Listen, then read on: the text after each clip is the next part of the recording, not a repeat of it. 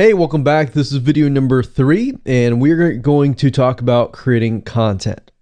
So now that you have an attack plan, a direction to go towards, now we can begin to use that attack plan and apply it to the content that you'll be creating. Now, what I want to do is give you some sort of structure for your content. So if you chose your product, then listen carefully.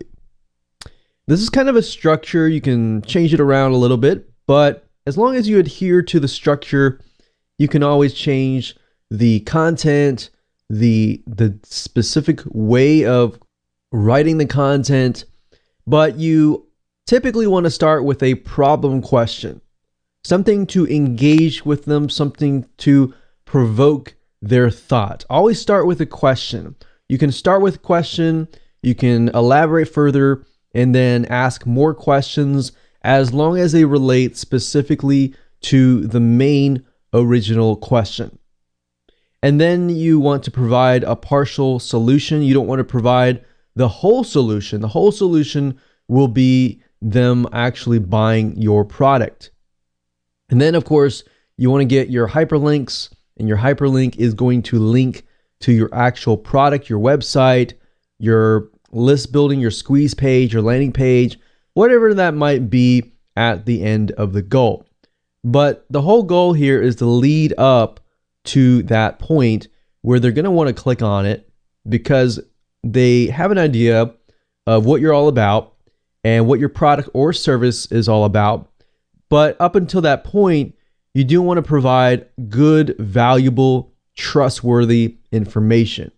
Now, there are different types of content that you can create, and I'm going to show you in just a minute how to get access to that content, how to know if that content is proven to be like highly engaged content, and you'll see how easy it's going to be.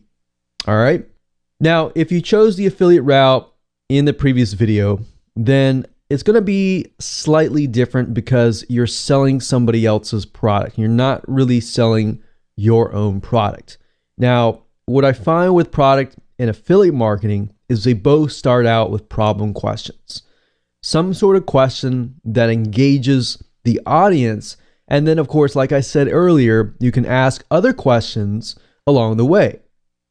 And then, of course, we have problem question, partial resolution, and then you can ask questions and then provide content. And your content PDF file can be long, it can be short. In fact, it depends on what it is. But sometimes the shorter, the more straightforward it is, the better.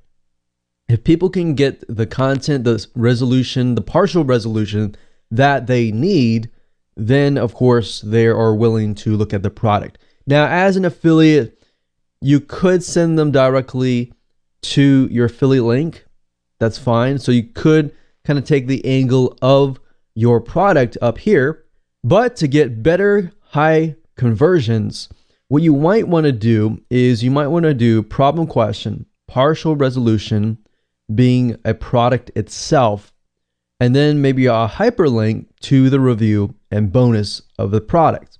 So a review of the product, so you could be linking them to the review, you could be linking them to a comparison chart, and then at the end of that landing page, so this is the landing page itself, you direct them to the landing page, it provides a review, and maybe at the very end, provide some sort of valuable bonus, whereas if they buy through your affiliate link, then you can get commission. So they have more incentive to buy through your affiliate link. Now, I will say off the bat, if you are promoting any type of niches aside from business or internet marketing or even technology, something that is a general niche like dogs, organic foods, stuff like that, typically you may not really need the bonus right here.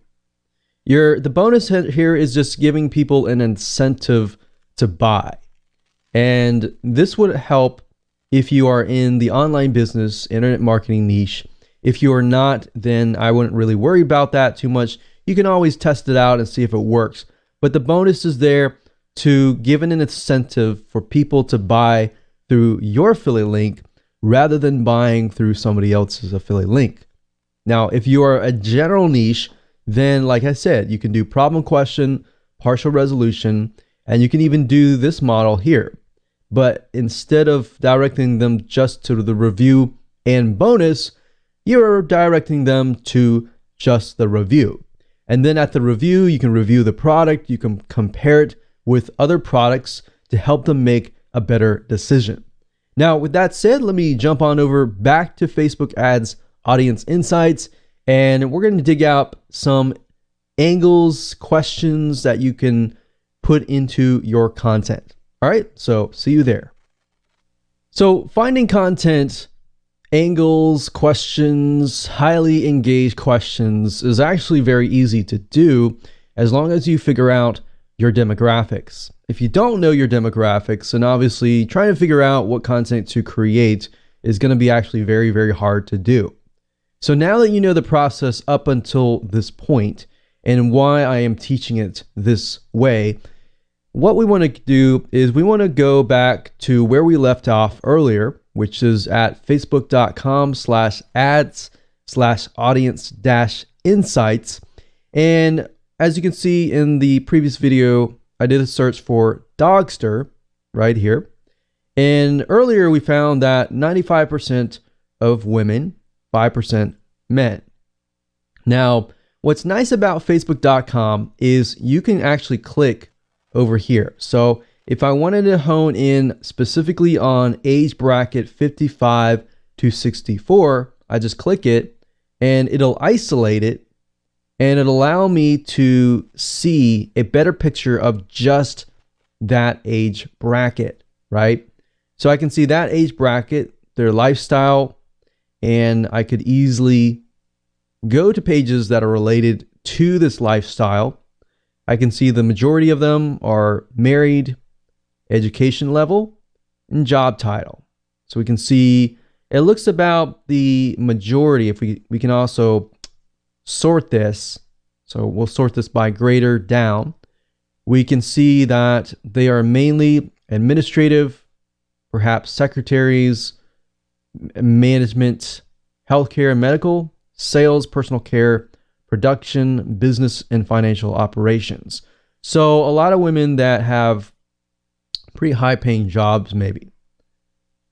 So that kind of gives you an idea of what you're selling and how that correlates with maybe their spending habits, their purchase habits, which Facebook ads also shows over here. Now, we're specifically interested in content. So if you click on page likes, you can get an idea of the top categories or the top pages that they are interested in. So we can see right off the bat, because we are searching for dogs, we can see they are very interested in Dr. Marty Becker, Cesar Millan. So if you don't know these people, these are highly celebrities as far as dogs go. Causes, I'm against animal abuse. Community, dog bless you, which is interesting. So a lot of dogs, you see that? Animal rescue, corpse, I love dogs, life with dogs, family pet. So a lot of dog related things, right? So even retail and consumer merchandise, you can see what they're buying. So if we just go ahead and go to these pages, I'm just going to open them up in new tabs. So what I'm doing here is I'm clicking with my mouse the scroll button, and what that is doing is it's just opening up new tabs up at the top. So I'm going to leave it like that. Let's just take a look at Cesar Millan. So we can see he's a public figure and he is well known in the dog training area. So anything related to dog, anything related to helping your dog, he is on top of that area. So what we want to do is we just want to look at the content that he has posted up. So what do you do if your dog is stung by a bee? Now, you also want to ask yourself the question, does this directly relate to my product? Because if it doesn't directly relate, so if you were to look at a content piece like this, would you gradually and naturally be interested in buying a product or buying your product? That's the question that you should ask. Now, if you look through here, we can see that this piece of content got 9,000 likes, 800 shares, but we know Caesar he's already huge. So we know most of his content is going to be highly engaged. And you know the content that he puts up is most likely going to get a lot of engagement. So big companies like this, you can easily take a look at and get some competitive intelligence. So we look down here, we can see that just the smiley face of a dog gets a lot more likes and shares. So we can tell off the bat that this particular audience is very highly emotional and gets really excited about dogs and everything like that. So that's what you're trying to figure out, is within the niche itself, what gets them excited, what gets them really angry, what gets them highly engaged. Now, if we go through here, we see most of these seem to be images, but we have ear cleaning here. So routine cleaning.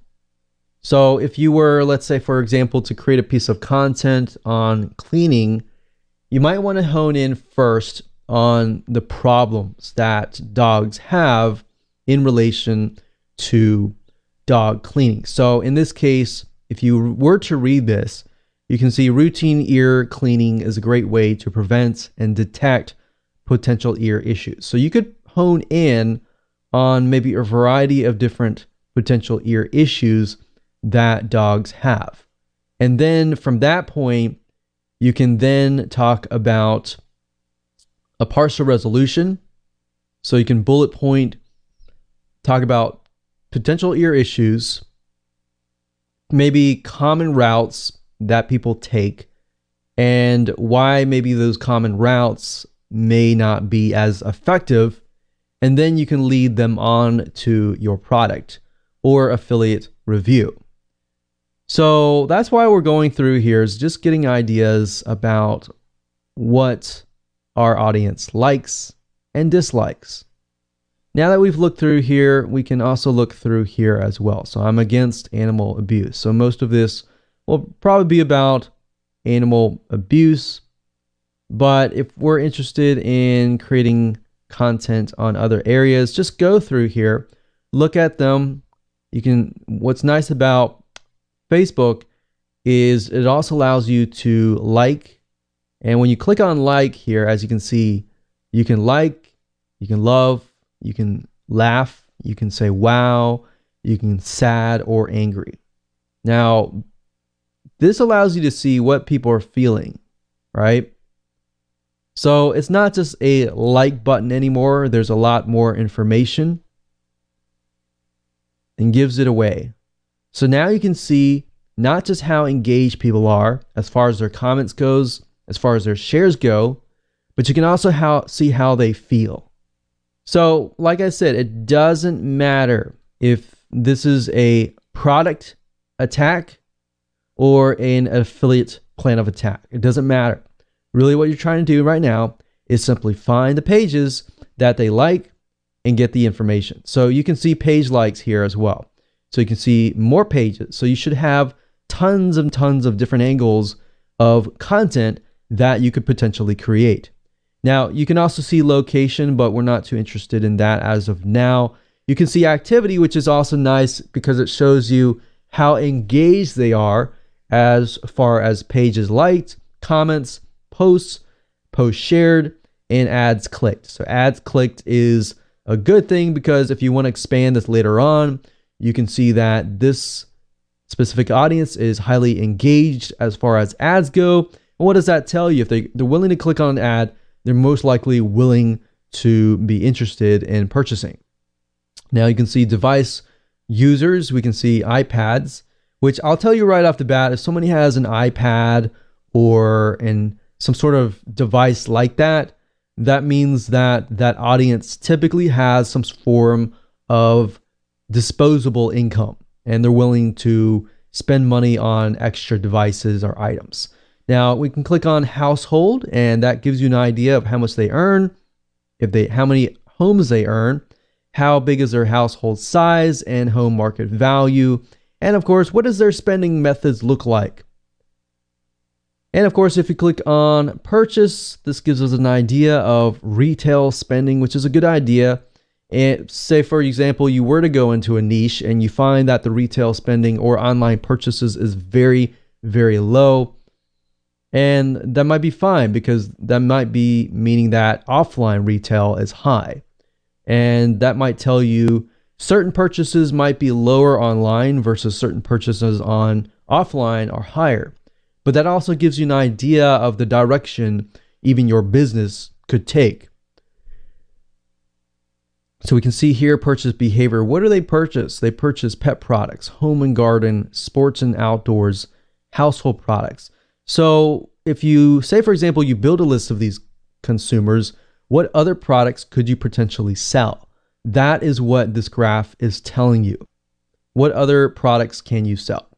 So hopefully this gives you a good idea of different content pieces that you could create, as long as you understand that what you might want to do is either start with statistics, start with a question, and look at the content and turn it into a question, as long as it's a problem question. So like I showed you earlier with the ear infections, you generally speaking want to start out with a question that provokes thoughts in relation to a problem. What kind of problems does your dog's ear have?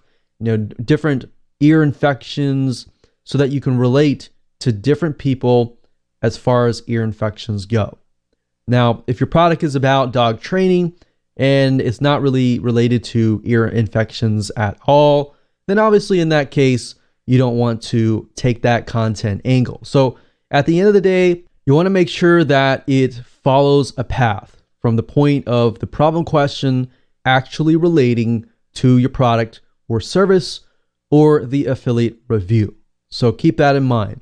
As long as you understand that everything flows correctly, you'll be able to create a high converting content piece. Now, another question that a lot of people ask is how long or how many words should I write? That really doesn't matter as much. You can take a look at the content pieces that are on the Facebook pages, see how long those content pieces are. If they're really super long, that might be a big indicator that that particular niche likes long content. If it's fairly short, you might want to keep it short, maybe an article page long. So that's a good indication, as long as you take a look at several pages and you see a repeating pattern. With that said, let's move on to video number 4.